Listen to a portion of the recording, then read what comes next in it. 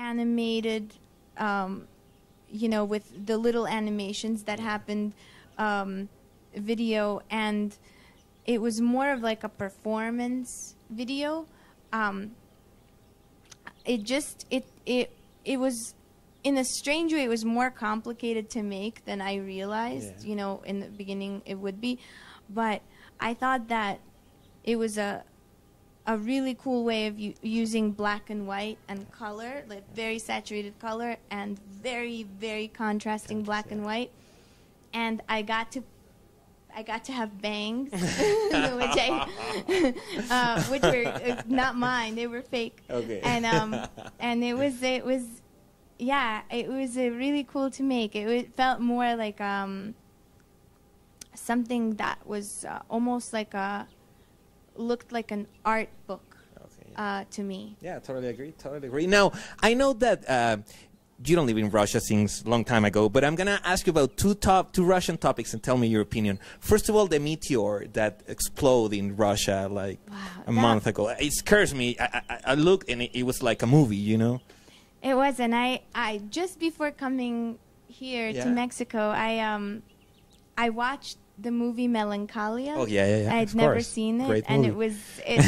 I mean, it's an incredible work of art, but it might be the most terrifying movie I've ever seen. that image of the planet, right? But it's burned into my brain.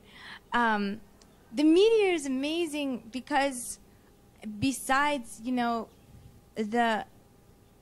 of course, the terrifying aspect of it and the tragedy of people getting hurt and the, you know, the pain and suffering that something like that can cause.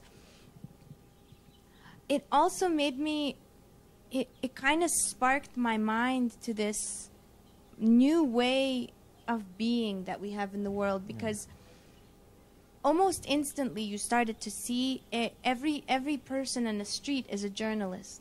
Yeah, you see it everybody's from like, this angle and that angle, and totally. Someone's filmed it from here and someone saw it from there, and it was this incredible experience to know that we're now living a very collective experience. Totally. It used to be that something happened in somewhere in the world, and you don't feel familiar because you don't know about it. And right now you have the material. Yeah, you don't connect to the you experience.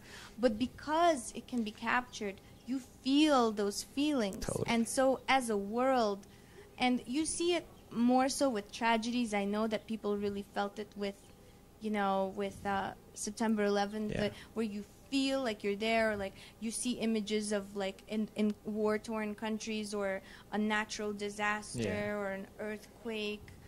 And you do get to experience it more globally. Totally. And it also made me just think about how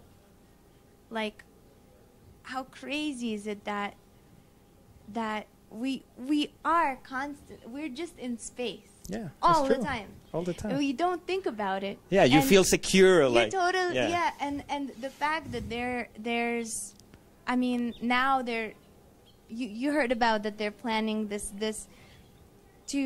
couple is planning to go to Mars. Oh, really? This billionaire, do you know about this? They want to go to Mars? Well, this billionaire is planning to send a couple.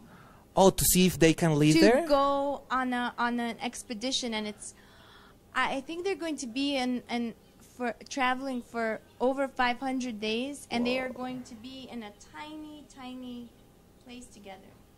And they're explorers, this husband and wife. They've done things in the Arctic before. Okay. But to me, it's just, we're living in such an interesting time. Totally. Where at the same time as meteors are falling on us, we're seeing images from Mars. Totally. You know, we're getting photos, and we're getting, and of course it makes sense that this would happen because we live in such a giant universe. Totally. To me, it's, of course there's life somewhere. You know, it's not a question. It's I'm agree with you. It just feels so selfish and egotistical for us to so think that big it's just us. Just us in the galaxy. But things like the meteor coming, it makes you remember that we are in space and we are connected to so many things, and how incredible that it came to visit us. Cool, that's totally true. Now another Russian topic, the Pussy Riot. What's your opinion about these girls? Well, I mean, I think that, you know, freedom of expression is the number one. It's the lifeblood of all art, and it's the lifeblood of all people. You know, I mean, Soviet Russia was extremely oppressive and killed off a lot of its artists, and with either literally killed them off or with just depression and no way to express themselves. And I was and still am really hopeful about the new Russia, about the potential, because I went there this summer. Okay. I'm from there. I came in 1989, but I went back for the very first time last summer, and I had an amazing experience. I mean, the youth there are so passionate, open, interested in communication. Yeah, growing in a different way. Yeah, and I think that, you know, the fight for freedom only has one way. It always wins out. You know, it could take time, but it always wins out. And at the same time, though, personally, as an artist, you know, I believe in trying to be a positive force. And so even like punk music and punk art that I connect to me it's like Basquiat and Bob Dylan and Iggy Pop and you know, and people that were bringing that spirit, but they weren't terrifying people.